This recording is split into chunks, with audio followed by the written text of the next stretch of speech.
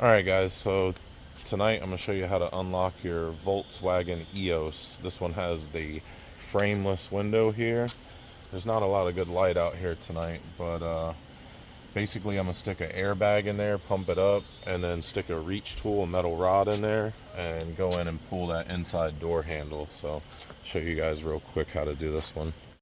Alright, stick the bag in the door like so. There's a little valve there on the pump. Hey, how you doing, buddy? Can I hold it for you? No, I'm good. All right, got the airbag in. Slide this in there, and then where's the door handle back right here? there. Hook that door handle, pull it, and then pull the door, and you're in there.